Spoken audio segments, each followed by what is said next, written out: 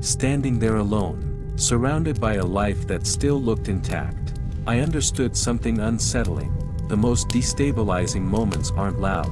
They're administrative. They happen when one person stops maintaining the shared reality while the other is still investing in it. And in that quiet, before heartbreak even arrived, something colder took shape, the realization that when decisions are made elsewhere, what follows is never accidental.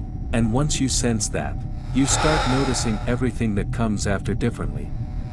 Have you ever walked into your own home and felt, before a single word was spoken, that something important had already shifted, not broken loudly, not argued into existence, just moved? That sensation hit the moment I stepped inside that evening, before I even understood why. And then I saw her. She was standing near the bedroom doorway with a suitcase open, folding clothes with a kind of careful precision that didn't look rushed or emotional. It looked deliberate. She didn't turn around when I came in, didn't pause, didn't check my face for reaction.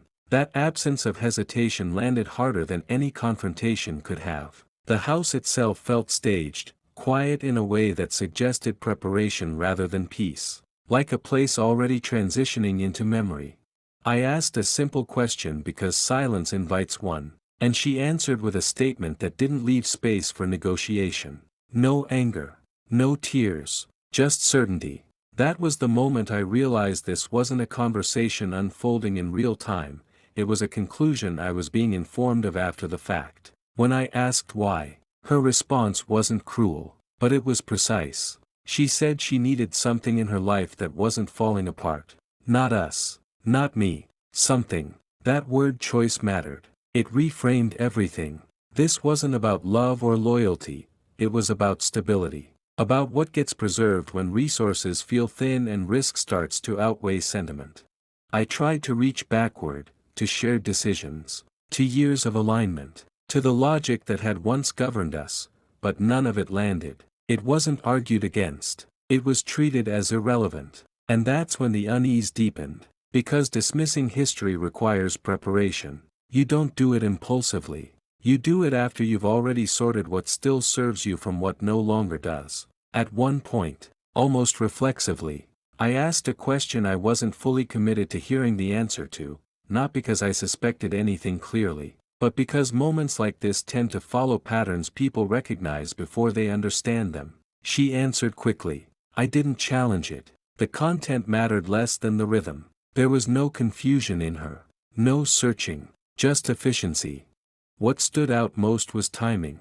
She hadn't left during conflict or chaos. She waited until I was exhausted, stretched thin, managing pressures that demanded my full attention elsewhere. Then she packed, cleanly, methodically, like closing a file that no longer required updates. When she moved toward the door, I didn't beg, not because I was composed, but because something in me recognized that pleading would only confirm the imbalance already in place. She seemed to expect that, almost relieved by it. The door closed softly behind her, the sound completely mismatched with the scale of what it ended.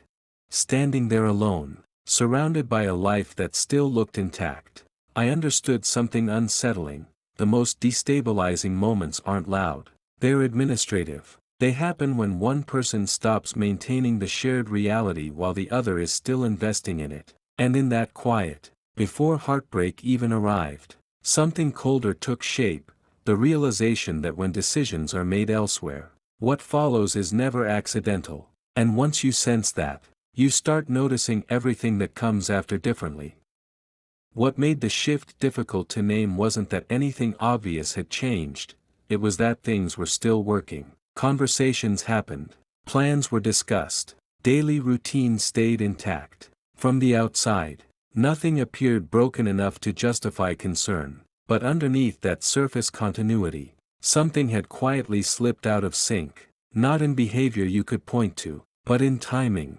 Responses began arriving a beat too late. Decisions that once felt mutual started coming pre-processed, like summaries instead of discussions. I would arrive at questions only to realize they'd already been answered somewhere else, privately. At first, it felt like efficiency, like maturity, like someone simply being decisive. It didn't feel like exclusion, it felt like progress happening slightly ahead of me. And that distinction mattered, because it delayed recognition. You don't question momentum when you believe you're still part of it. The imbalance wasn't loud. It was polite, subtle enough to rationalize, easy to misinterpret as stability. When someone stops needing your input, it doesn't immediately feel like loss, it can feel like relief. Less friction, less conflict, less emotional labor. And that's where the trap sits. The absence of tension creates the illusion of alignment, even when alignment has already fractured. I noticed it in small moments that didn't register as warnings at the time. A decision explained instead of discussed. A plan confirmed instead of built. Language shifted from, "we should think about," to, "I've already figured out." Each moment was minor on its own. None demanded confrontation. But together, they created distance without disagreement. That's the dangerous part, distance that doesn't announce itself as conflict. Because without conflict, there's nothing to resolve. You adapt instead. You recalibrate expectations. You tell yourself this is what growth looks like: fewer questions, smoother execution, less emotional noise. And by the time you realize you're no longer part of the process has been running without you for longer than you're comfortable admitting. The imbalance doesn't show up as betrayal yet, it shows up as lag. Awareness lag. Emotional lag. You're responding to something that's already moved on. And the longer that lag persists, the harder it becomes to close. Because closing it would require acknowledging that you missed something important while you were still showing up. That realization doesn't arrive all at once. It forms gradually, like pressure building in a sealed space. You start to sense that explanations are arriving more polished than necessary. That certain topics are handled with precision while others are left vague. That reassurance comes quickly, but clarity doesn't. Still, nothing feels actionable. There's no proof, only pattern. And patterns are easy to dismiss when they don't demand immediate cost. The unsettling truth is that by the time a pattern becomes visible, it's usually because it's already stabilized. Momentum has weight. Once it forms, it doesn't need your participation to continue, only your silence. And silence, when mistaken for trust, can carry things much further than anyone intends. By the time you begin to feel that gap clearly, you're no longer asking what changed. You're asking how long it's been this way, and why you didn't feel it happening sooner. And that's when you realize the distance wasn't created in a moment of conflict. It was created in a stretch of calm where nothing felt urgent enough to interrupt. Nothing breaks yet. That's the important part. There's no confrontation, no explosion, no moment you can point to and say this is where it went wrong. What happens instead is quieter, and more dangerous. You start doing the work. Not the obvious work. Not fixing things or asking hard questions. The invisible work. The kind that keeps everything looking functional. You explain things to yourself before anyone else has to. When a decision is already made without you, you don't challenge it. You rationalize it. She's under a lot of pressure. This probably wasn't meant to exclude me. It's not a big deal, I would have agreed anyway. You don't feel betrayed. You feel practical. That's how it gets you. You tell yourself this is what maturity looks like. That relationships evolve. That not everything needs discussion. That you're being flexible, supportive, understanding. You wear those words like armor. And slowly, without noticing, your role changes. You stop being part of the decision-making process and start being the person who adapts to decisions already made. You become very good at it, almost proud of it. You learn how to soften your reactions in advance. How to phrase disappointment as acceptance. How to swallow questions before they fully form. Not because you're afraid, but because nothing feels bad enough to justify friction. That's the trap. If something were clearly wrong, you'd act. If there were shouting, cruelty, obvious betrayal, you'd have clarity. But there isn't. There's just a growing list of small adjustments you've made to keep things smooth. You start editing yourself in real time. You pause before speaking, not to choose better words, but to decide whether what you're about to say is worth the effort. Often, you decide it isn't. You tell yourself you're being patient. What you're really doing is training yourself not to need things. And the more you do that, the more normal it feels. The relationship doesn't feel unstable. It feels efficient, streamlined, managed. You're still included, just later. Still informed, just after. Still important, just not essential. And because you can still recognize yourself in the mirror, because you're not miserable, because you're functioning, you conclude something very specific. This must be okay. That belief becomes the foundation for everything that comes next. You don't stay because you're blind. You stay because you're competent. Competent at absorbing imbalance without naming it. Competent at convincing yourself that your discomfort is temporary, situational, unfair to emphasize. You don't feel like you're losing ground. You feel like you're being reasonable. And that's how you end up doing the one thing that seals it all in place. You decide to wait. Not forever, just a little longer. Until things calm down. Until the timing is better. Until there's a clearer reason to speak. You don't know it yet, but that choice, to keep waiting without demanding alignment, is the moment the story truly locks into motion. Because once you start justifying silence, you stop noticing how much of yourself you've already given up to maintain it. And by the time you do notice, you're no longer sure how to ask for your place back. That's where the real unraveling begins. Things didn't collapse all at once. They started rearranging themselves. Over the next few weeks, the house didn't feel hostile. It felt operational, like a place that had already adjusted to my reduced role without formally notifying me. Objects were still where they'd always been, but my relationship to them had shifted. The kitchen counter stayed clean in a way that felt intentional. Laundry was done without conversation. Groceries appeared that I hadn't been asked about. Not secrets, efficiencies. Madison didn't avoid me. That would have been easier to interpret. Instead, she stayed present in a way that felt finalized. Conversations were shorter, cleaner, less negotiation, more reporting. Decisions arrived fully formed, already optimized. The tone wasn't cold, it was resolved. At first, I mistook this for stability. I told myself this was what maturity looked like. Two adults managing stress without drama, without turning pressure into conflict. I even felt a flicker of relief. Less friction meant more bandwidth, more room to focus on the company, to deal with what was actually on fire. But slowly, something else became clear. I wasn't being excluded, I was being bypassed. Not aggressively, not even intentionally, just quietly. Plans changed without discussion. Schedules adjusted themselves. Social commitments were accepted or declined as if consensus were assumed. The language shifted too. From "we'll see" to "I've already handled it." From "what do you think" to "it makes more sense this way." Each instance was small, reasonable, the kind of thing you don't challenge unless you're looking for a fight. So I didn't. I told myself it was temporary. That once the pressure eased, once the funding stabilized, once the noise died down, balance would return on its own. I convinced myself that naming these shifts would make me look insecure, or worse, ungrateful for her competence. And beneath that rationalization was something harder to admit. I didn't want to know what would happen if I pushed back. Because pushing back meant naming the shift, and naming the shift meant admitting I no longer knew where I stood.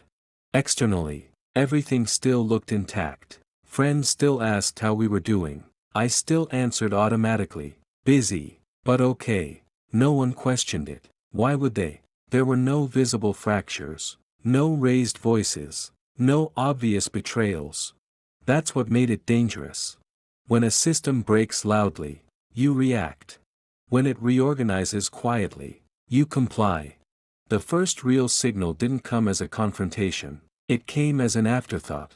A decision mentioned casually over dinner. A future arrangement referenced as if it had already been mutually agreed upon. I remember nodding, not because I agreed, but because the moment had already passed. The window to participate had closed before I realized it had opened. And that's when I felt it, not fear, not anger, displacement.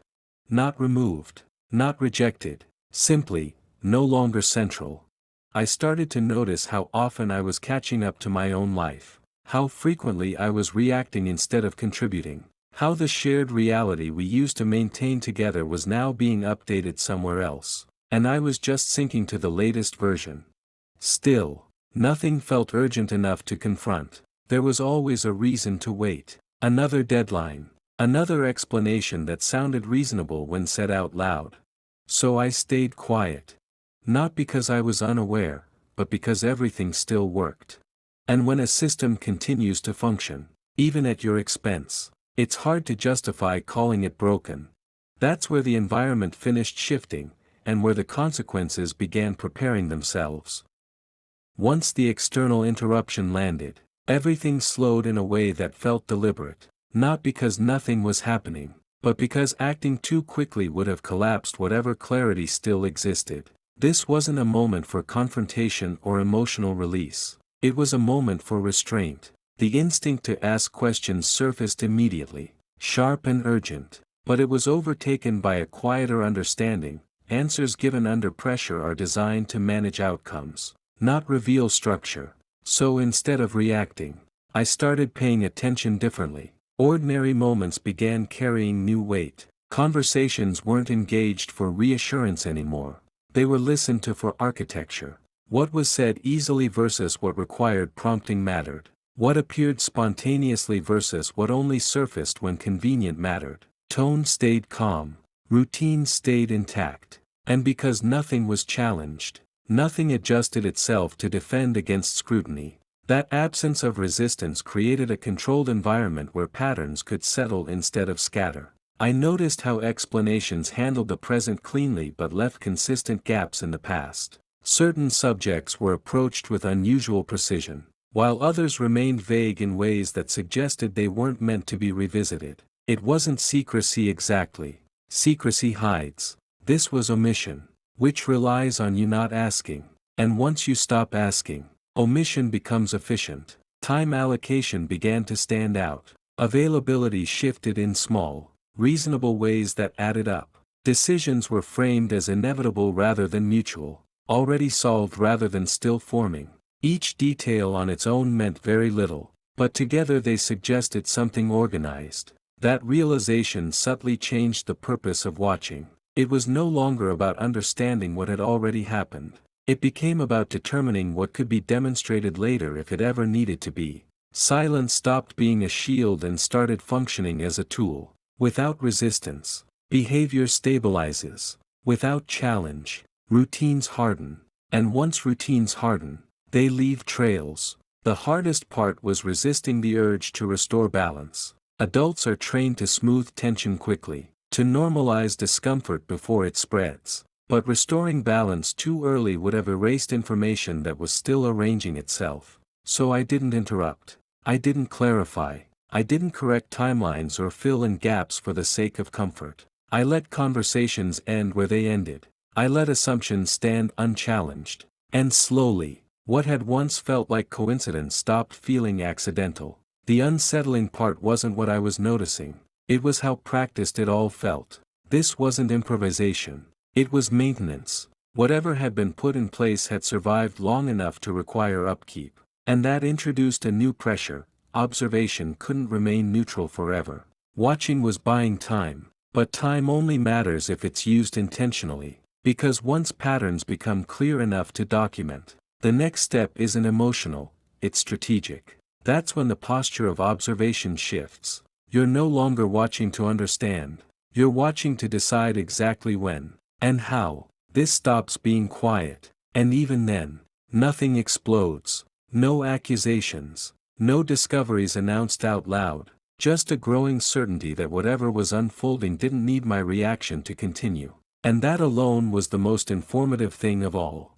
The first sign that things were no longer neutral didn't arrive as confrontation or discovery, it arrived as friction. Small, procedural friction. A request that took longer than it should have. A confirmation that didn't come back cleanly. It wasn't resistance exactly. It was hesitation that had learned how to disguise itself as logistics. Plans still existed, but they started arriving pre-shaped. already routed around my input. Decisions weren't argued, they were presented as timelines that had somehow already passed. I noticed it most in the language. Where there used to be open-ended phrasing, there were now summaries. Where there used to be pauses inviting alignment, there were transitions assuming it. Nothing was denied outright. Everything was technically accessible, but access came later than expected, thinner than promised, and always after something irreversible had already moved forward. That's how pressure enters a system quietly, not by blocking doors, but by narrowing hallways. I didn't challenge it, not because I didn't notice, but because challenge would have collapsed the visibility I still had. Instead, I adjusted. I started tracking what slowed down when I asked versus what accelerated when I didn't. I paid attention to which updates arrived voluntarily and which required prompting. The pattern wasn't emotional, it was operational. When something aligned with an existing direction, it moved quickly. When it didn't, it stalled politely. That was new, and it mattered. It meant the environment was no longer reacting to my presence, it was compensating for it. That's a subtle but decisive shift. You stop being part of the mechanism and start being a variable it accounts for.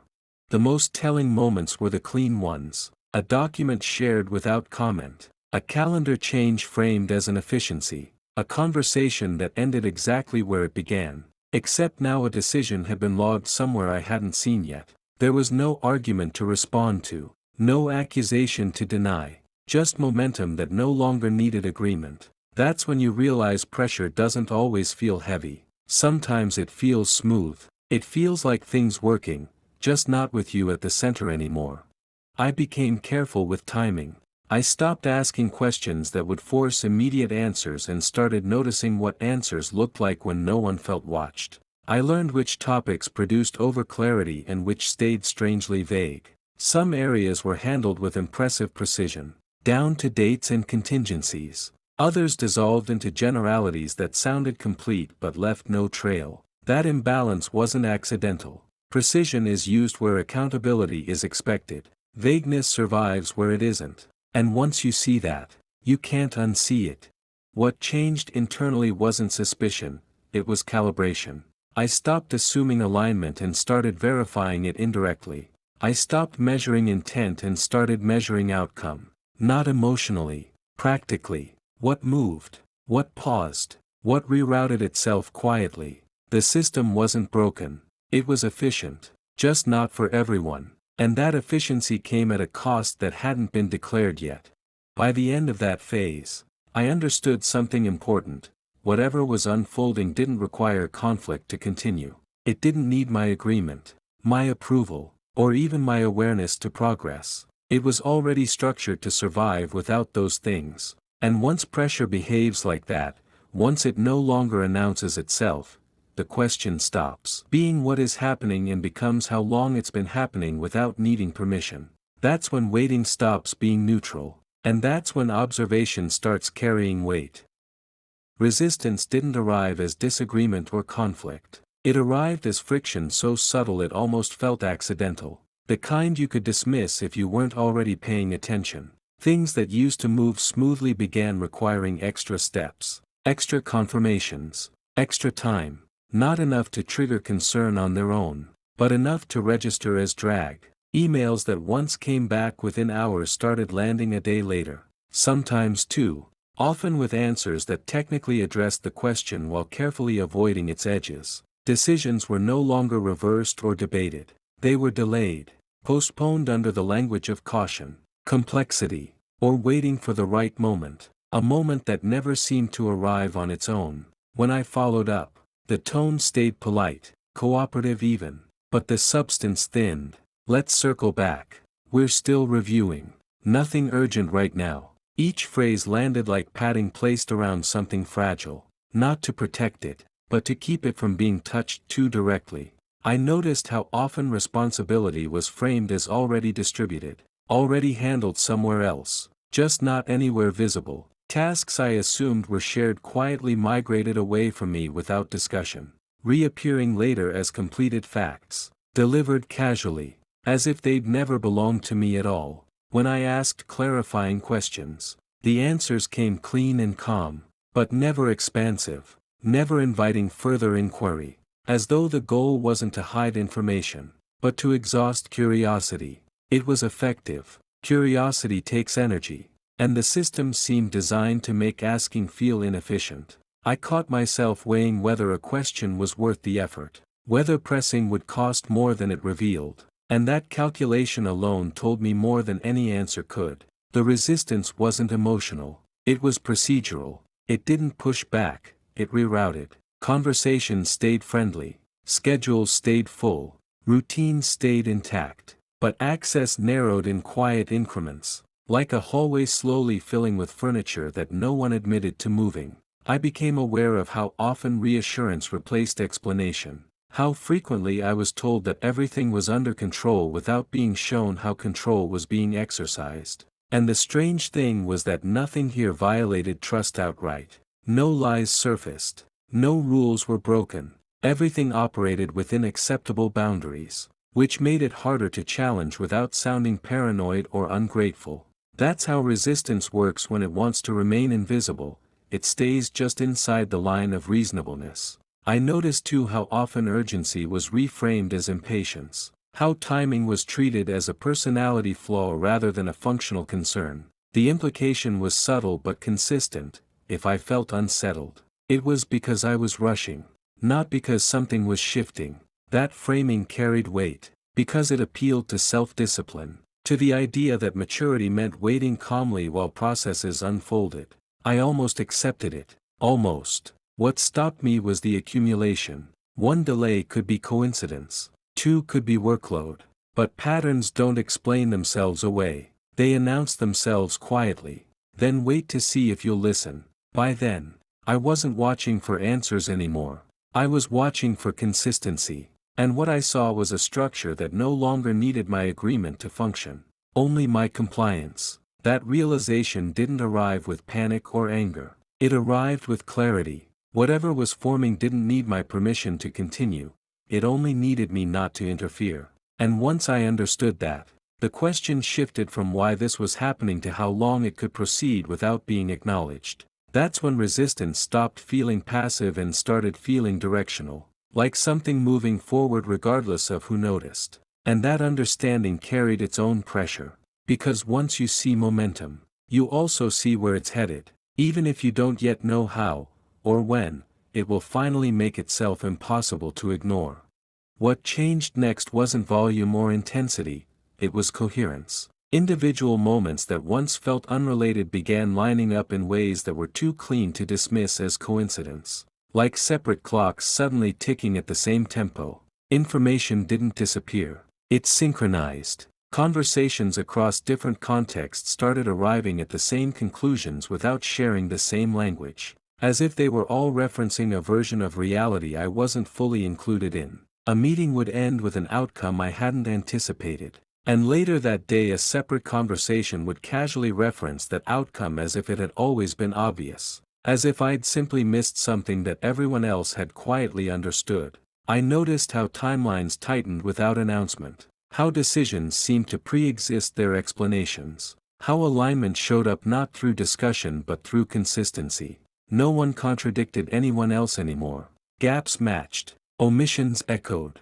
What wasn't said in one place was avoided everywhere else. Not through silence, but through redirection. When I asked a question in one setting and received a partial answer, the same partial answer appeared later from someone entirely different. Shaped differently but carrying the same absence. That's when it stopped feeling like individual discretion and started feeling like shared parameters. Nothing here required coordination meetings or explicit agreement. It functioned because everyone was operating within the same constraints, responding to the same incentives, protecting the same outcomes. I began noticing how often language converged, how phrases repeated across conversations without being rehearsed, how uncertainty was framed identically, how responsibility was described as diffuse in precisely the same way, even tone aligned, calm, reasonable, neutral. There was no urgency because urgency would have introduced variation,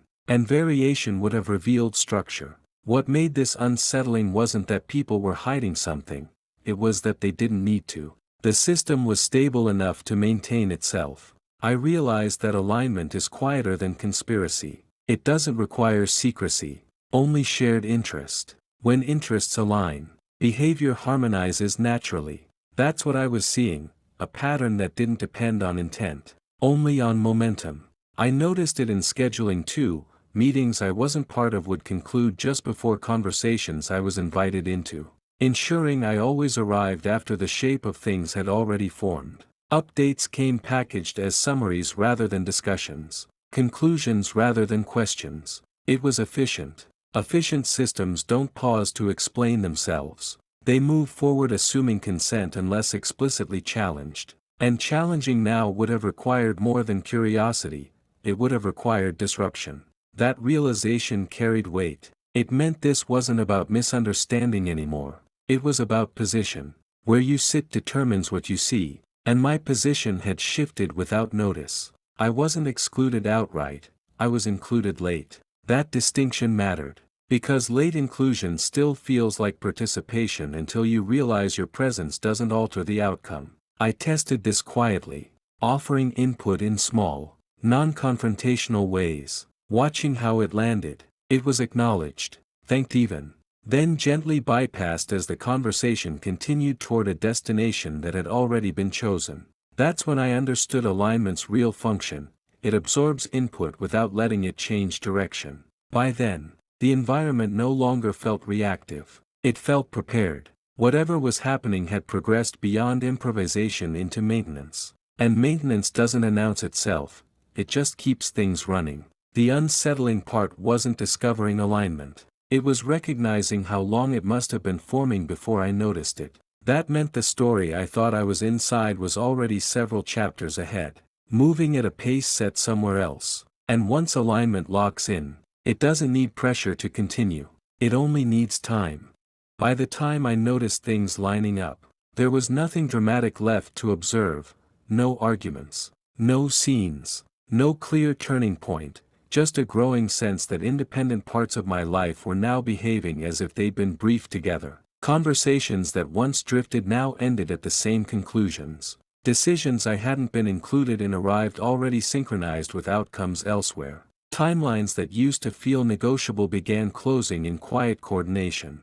Not rushed, not defensive, just firm. It wasn't resistance anymore. And it wasn't pressure either, it was convergence. The unsettling part wasn't that things were happening without me, it was that they were happening consistently without me, as though my presence had become informational rather than functional. When I spoke, the responses didn't contradict me, they simply absorbed what I said and continued unchanged, like data being logged after the direction was already set. Even reassurance had shifted. It no longer tried to convince me of anything, it existed to confirm that everything was handled. A word that kept appearing in places where explanation used to live. I started noticing how often outcomes matched across unrelated spaces, the same phrasing, the same timing, the same omissions, not copied, but aligned, as if a shared logic had replaced discussion. Nothing here felt hostile. That was the problem.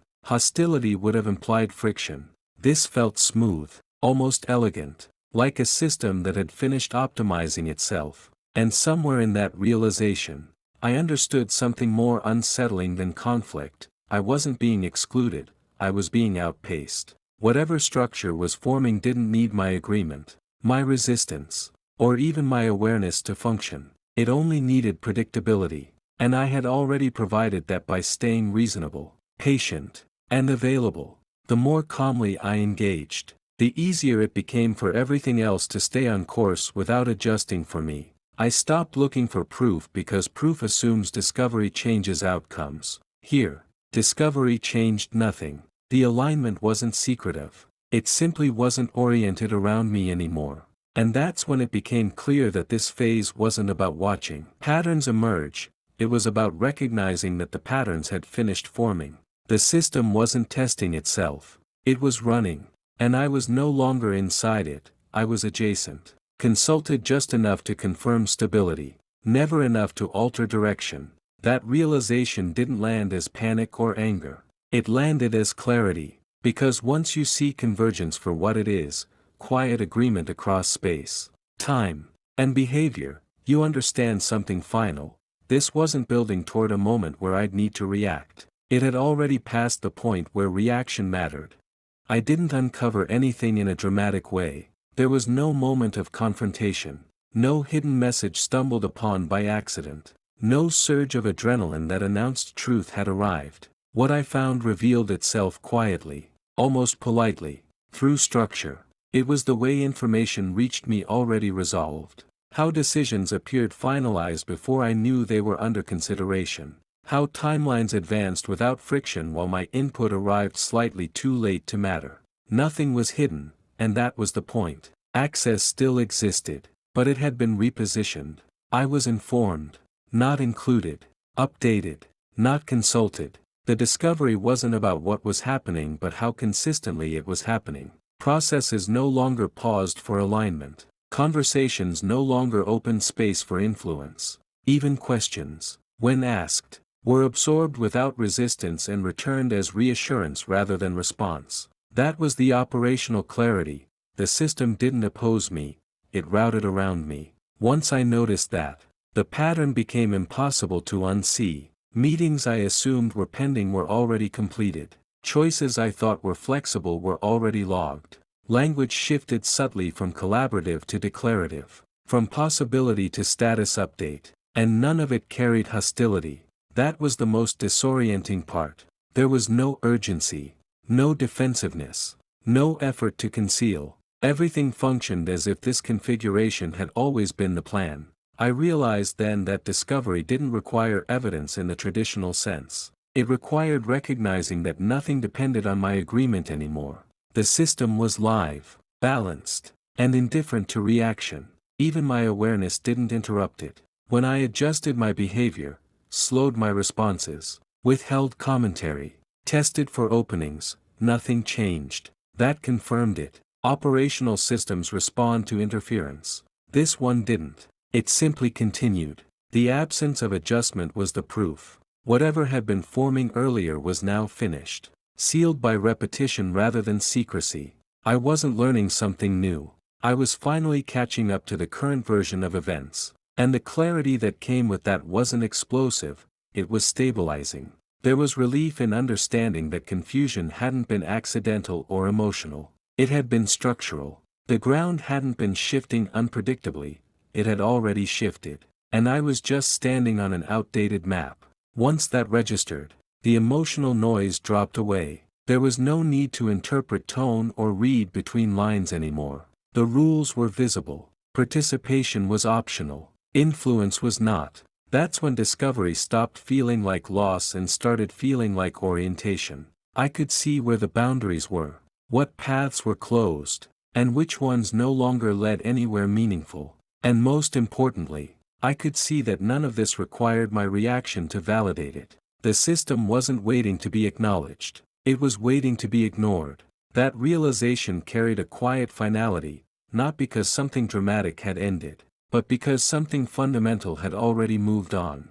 It didn't arrive as a revelation. There was no moment where lines were drawn or names were spoken aloud. What emerged instead was the quiet confirmation that this hadn't been a solo operation at any point, that decisions had been shaped, reinforced, and validated elsewhere long before they reached me. I started noticing how certainty moved through conversations without friction, how answers arrived already smoothed out, already aligned, as if they'd been rehearsed in a room I was never in. When I raised concerns, they didn't trigger debate, they triggered reassurance. Not explanation, reassurance. The kind that doesn't respond to the content of what you're saying, only to the inconvenience of you saying it. That was the tell. You don't reassure someone who's wrong, you reassure someone who's late. And everywhere I looked, timing confirmed it. Decisions referenced discussions I hadn't attended. Language echoed phrases I hadn't heard introduced. Outcomes appeared with a confidence that only exists when responsibility is shared. This wasn't coordination in the dramatic sense, it was consensus operating quietly, efficiently, without the need for visible agreement. And that's when it became clear that what I was interacting with wasn't opposition, but alignment. not against me directly, but independent of me entirely. Inputs flowed around my involvement, not through it. When I did contribute, it was absorbed politely, acknowledged vaguely, and then bypassed. Nothing I said altered trajectory, not because it was wrong, but because the direction had already been socially validated elsewhere. That's how collaboration hides, not in secrecy, but in normalcy, in the ease with which multiple people carry the same assumptions without needing to restate them, in the way accountability diffuses so thoroughly that no single person appears responsible for the outcome, yet everyone defends it instinctively. I realized then that I wasn't being excluded in a dramatic sense, I was being outpaced. The collaboration didn't need to block me, it only needed to move faster than my awareness. And once I saw it, I couldn't unsee how complete it already was. There were no loose threads, no conflicting signals, no hesitation when pressure appeared. The system didn't fracture, it closed ranks gently, almost kindly, maintaining tone while reinforcing direction. That's when I understood the final shift. This wasn't about convincing me anymore. It was about maintaining cohesion among themselves. My role had narrowed to one thing only, non-interference. As long as I didn't disrupt alignment, everything remained calm. And the moment I tested that boundary, even slightly, the response wasn't confrontation, it was redirection. Conversations moved without me, decisions finalized elsewhere, access adjusted subtly, nothing hostile, nothing loud, just unmistakably coordinated. By the end, collaboration no longer felt like a suspicion. It felt like infrastructure, invisible, load-bearing, and already complete. And in that clarity, something important settled. I wasn't standing at the edge of discovery anymore. I was standing in the presence of a structure that didn't require my agreement to function, and never had. The shift from observation to action didn't announce itself with urgency or emotion, it arrived through procedure. Forms appeared where conversations used to be. Timelines replaced discussions. Confirmations were requested not as questions, but as assumptions of consent. What had once felt informal suddenly carried administrative weight, and the pace changed without accelerating. That was the unsettling part. Nothing sped up, yet everything advanced. I noticed how decisions no longer needed my presence to proceed, only my silence to validate them. Deadlines existed whether I acknowledged them or not. Inboxes filled with language designed to sound neutral while closing doors quietly, moving forward, based on prior understanding, unless otherwise noted. Each phrase carried finality disguised as politeness. This wasn't confrontation, it was implementation. The system had reached the phase where momentum didn't depend on persuasion, it depended on compliance by default. And when hesitation surfaced, small, fleeting, almost invisible, it wasn't met with pressure. It was met with interpretation. Delay became agreement. Non-response became alignment. The absence of objection was translated into approval. And the process continued uninterrupted. I could feel resistance forming. But it wasn't emotional. It was logistical. The realization that if I didn't act, something irreversible would complete itself quietly. This wasn't about being unheard anymore, it was about being procedurally accounted for without participation. There were moments where I almost mistook the calm for safety, where the lack of overt conflict suggested flexibility. But flexibility had already expired. What remained was structure enforcing itself politely. I saw it in the way questions were acknowledged but not answered, in how follow-ups were scheduled instead of addressed, in how access shifted subtly, documents shared later. Meetings summarized instead of attended. Nothing aggressive, nothing dramatic, just unmistakably directional. And that's when I understood the new role I was being assigned, observer with consequences. The system no longer needed my insight, it needed my absence from interference. Every step was framed as routine, yet each one narrowed the margin for choice. There was a moment, small, unremarkable, where hesitation almost won. Where doing nothing felt easier than interrupting something already in motion. But that moment passed when I recognized the design behind the calm. This wasn't chaos resolving itself, it was order asserting priority. The paperwork wasn't just administrative, it was symbolic. It marked the point where neutrality ceased to exist, where not choosing became indistinguishable from choosing the path already laid out. I didn't feel panic. I felt clarity sharpen. Calm stopped being concealment and became position. Action didn't require escalation, it required precision. The realization settled quietly: whatever came next would not be about explaining, negotiating, or catching up. It would be about intervening in a process that had assumed completion. This was the threshold, the moment where awareness alone was no longer sufficient, where observation, no matter how accurate, became passive endorsement. By the end of it, the line was clear and uncrossable. Things were moving now, officially, whether acknowledged or not. And from this point forward, nothing that happened could be undone simply by understanding it. By the time everything was technically settled, I realized the most important change hadn't happened in the system around me, it had happened in how I was being positioned inside it. Conversations didn't stop, but they started arriving already framed, already bounded, already assuming limits I hadn't agreed to out loud. Information still moved, but it no longer moved through me, it moved around me, looping back only when confirmation was required. I wasn't excluded, I was included late, selectively, in ways that made participation feel ceremonial rather than influential. It became clear that understanding the structure hadn't made me central to it, it had made me predictable within it. And predictability, I learned, is not power, it's utility. I noticed it in the smallest places first: a meeting that concluded before my input was requested, a decision referenced casually as if it had already been mutual, a timeline that assumed my compliance without asking for it. None of these moments were confrontational. That was the point. They were quiet adjustments designed to test whether I would accept a new posture without resistance. For a while, I almost did. There's a strange comfort in being placed, less effort, fewer decisions, no need to assert. But comfort is different from consent. And somewhere along the line, the distinction started to matter.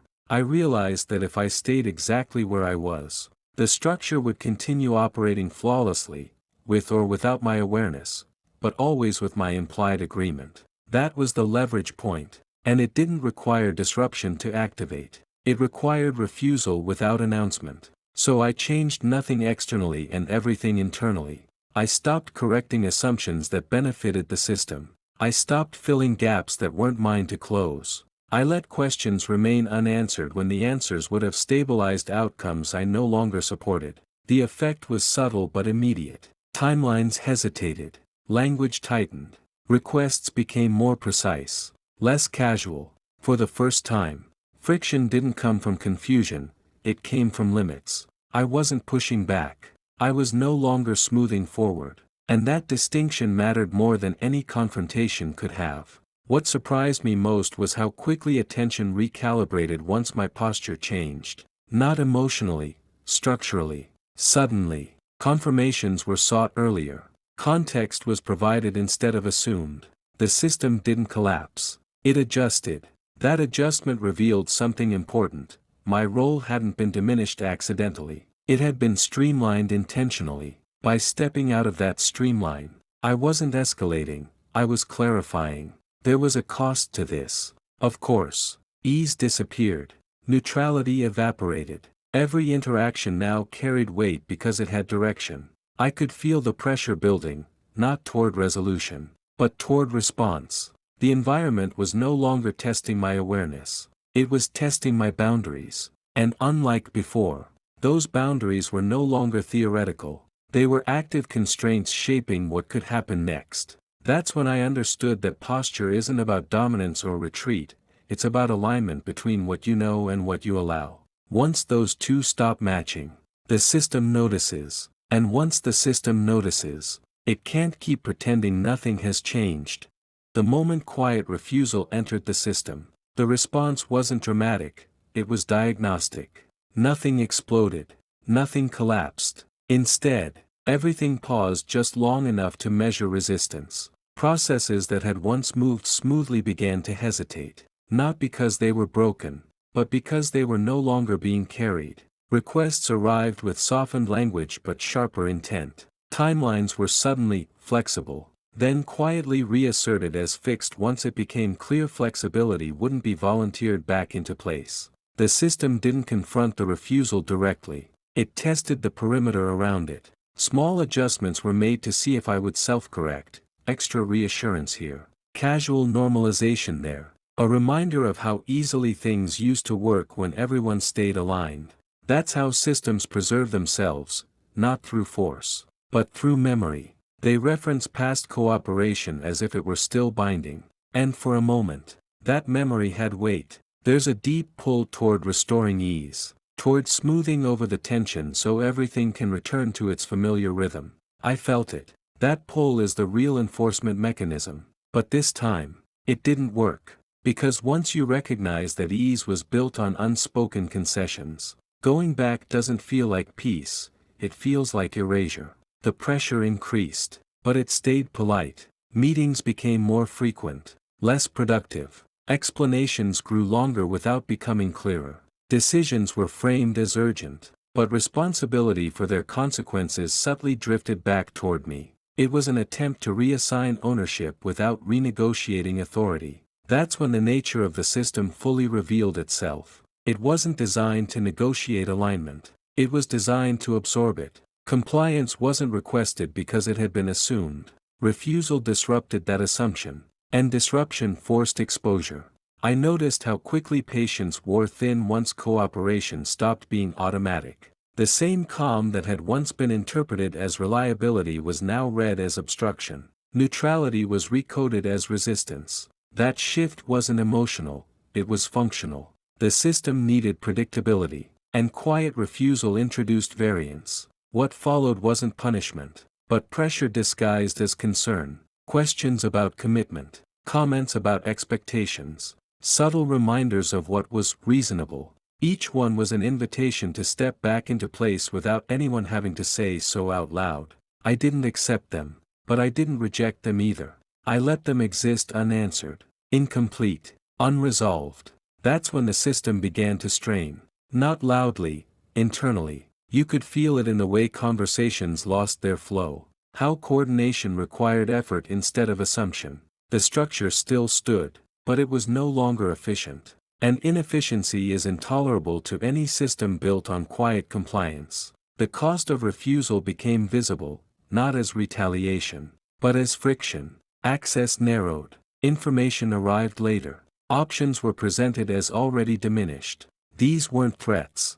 They were recalibrations meant to teach consequence without declaring it. But consequence cuts both ways. Every adjustment made to manage my refusal also exposed dependency. The more the system tried to work around me, the clearer it became that it had been shaped with my cooperation in mind. That realization shifted the balance. Quiet refusal wasn't just resistance, it was leverage the system hadn't accounted for. Not because I held power, but because I withheld lubrication. Nothing could move as smoothly anymore. And smooth movement had been the entire design. That's when pressure stopped feeling like influence and started feeling like strain. The system wasn't breaking yet, but it was no longer comfortable. And systems don't escalate because they're angry. They escalate because discomfort signals loss of control. Enforcement didn't arrive with confrontation or accusation. It arrived with adjustments that couldn't be argued against because they were framed as routine, reasonable, and already in motion. Access narrowed quietly. Decisions that once included me by default began appearing finalized, presented as updates instead of discussions. Timelines shortened without explanation, then treated as if they'd always existed that way. Nothing here violated rules. It simply reinterpreted them in a way that made participation conditional on compliance. What stood out wasn't hostility, but efficiency. The system didn't need my agreement anymore, it needed my friction reduced. Requests came packaged as assumptions. Delays were framed as inconveniences I was responsible for fixing. Language softened even as options disappeared. And the softening was the tell. When systems believe cooperation is automatic, they're casual. When they sense withdrawal, they become polite. That politeness carried weight. Meetings happened without me and were summarized afterward in ways that erased the possibility of dissent. Commitments were referenced that I hadn't explicitly made but had never formally declined. And that ambiguity was treated as consent. Each move alone was defensible. Together, they formed pressure. Not to force action, but to make inaction costly. I could feel the expectation recalibrating, respond faster, clarify less, accept more. This wasn't punishment. It was normalization. Enforcement works best when it feels like the world correcting itself. What changed was my visibility. Where I had once blended into the process, I now appeared as a variable, something to be accounted for, managed around, or neutralized through procedure. The realization wasn't emotional, it was positional. I wasn't being confronted because confrontation invites resistance. I was being processed, and processing leaves a paper trail. Notices replaced conversations, confirmations replaced questions. The system began protecting itself preemptively, documenting rationale, distributing responsibility, ensuring no single point of blame existed. That's how enforcement hides in plain sight. It doesn't demand obedience. It reallocates consequence. The cost of refusing to play along became time, access, reputation, never named, always implied. What made it unmistakable was the shift in urgency. Suddenly, my response speed mattered. My availability mattered. My silence was no longer neutral, it was logged. The same calm that once allowed observation now triggered containment. I understood then that enforcement isn't about stopping you. It's about making sure your choices don't slow anything down. And that's when the posture settled. Not defiant. Not reactive. Aligned. I stopped trying to correct misunderstandings that were functioning exactly as designed. I answered what required answers and let the rest stand unanswered. I didn't escalate. I didn't comply. I allowed the system to reveal how far it would go to maintain momentum. Because once enforcement becomes visible, it stops being about persuasion and starts being about record. And records don't care how things feel, they care how they look when reviewed later. That's the moment the story crosses from tension into consequence. Not because something explodes, but because everything becomes countable. It didn't arrive as a confrontation or a consequence announced aloud. It arrived as a quiet, irreversible adjustment to access, timing, and record. The kind that doesn't ask for agreement and doesn't need explanation. Because by the time you notice it, it's already been logged. Things I used to be looped into simply weren't routed my way anymore, not blocked, not denied, just resolved elsewhere before my involvement could matter. And when I did encounter them, it was always after the fact, framed as updates instead of decisions, outcomes instead of processes. Meetings happened that I wasn't invited to because, technically, there was no reason I needed to be there. Calendars reflected choices already made. Documents showed finalized language where drafts used to live. And every version history confirmed the same thing. The system hadn't reacted to my refusal. It had adapted around it. I tested this once, gently, by asking a neutral question about timing, not to push back but to orient myself, and the answer came back precise, polite, and useless, accurate without being informative, complete without being participatory, and that's when it landed that enforcement wasn't pressure anymore. It was containment. Nothing overt was taken from me. Instead, relevance was reduced. The system no longer needed me aligned. Only predictable. And since compliance was gone, predictability was achieved by narrowing the surface where my presence could create friction. Even history adjusted, past contributions referenced selectively, cooperation acknowledged abstractly, but any authority derived from it quietly expired, as if usefulness had a shelf life I'd crossed without ceremony. What made it final wasn't the loss of influence. It was the loss of reversibility. There was no single decision to contest, no denial to appeal, no action dramatic enough to resist, because everything that changed did so within process. And process doesn't argue back. I realized then that enforcement doesn't feel like punishment when it's done correctly. It feels like being moved from the center of a map to the margin while the map keeps updating without you. The door wasn't slammed. It was removed from the frame. Even silence changed shape. Where it once waited for response, it now functioned as confirmation. And my non-participation no longer disrupted flow because flow had been rerouted. That's when the cost became personal, not emotionally, but structurally. Whatever happened next would happen without accounting for me, and no amount of clarity, patience, or explanation could restore what had been phased out. Because nothing was technically wrong, I could still speak, still ask, still exist inside the system's boundaries, but I could no longer alter direction. And that distinction mattered more than exclusion ever would have. This wasn't escalation, it was conversion, the moment enforcement stopped being something applied and became something permanent. Embedded not in intent but in design, and once that happens, there's no returning to how things were. Because the system doesn't remember you as opposition or ally anymore, only as resolved. After everything settled, not emotionally but structurally, life didn't change its pace to acknowledge what had happened. Morning still arrived without permission. Emails still came through. Rooms still needed to be entered and exited. And time continued its work without commentary. What changed was my relationship to participation. I no longer adjusted myself to stay legible inside systems that required distortion to function. I stopped offering preemptive explanations, stopped filling gaps that weren't mine to close, stopped translating my boundaries into softer language so they could be more easily ignored. Nothing dramatic followed that decision.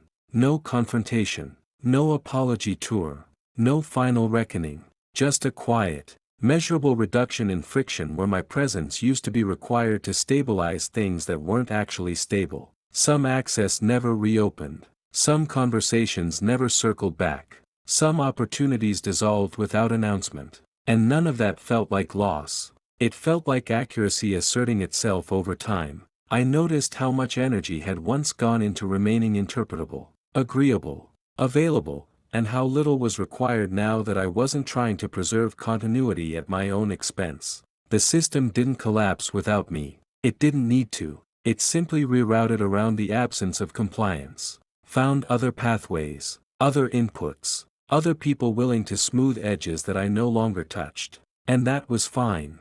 I wasn't waiting for recognition, or justice, or even understanding. I wasn't keeping score. I was no longer positioned inside the mechanism, which meant I didn't need to monitor it. Days accumulated, distance held, nothing reached back in the way it once had, not because I had fortified myself, but because I wasn't available to be quietly integrated anymore. What remained was ordinary life, unremarkable, functional, intact. I slept, I worked, I moved through rooms without scanning for shifts in tone or hidden expectations. I responded when response was appropriate and stayed silent when it wasn't, without rehearsing the consequences. And the consequences, when they arrived, were smaller than the distortions I had once absorbed to prevent them. There was no lesson delivered, no insight that needed to be shared, no transformation to announce, just a steady sense that my internal position no longer required external maintenance. Whatever had needed enforcement had already done its work. Whatever had required compliance had learned to proceed without it.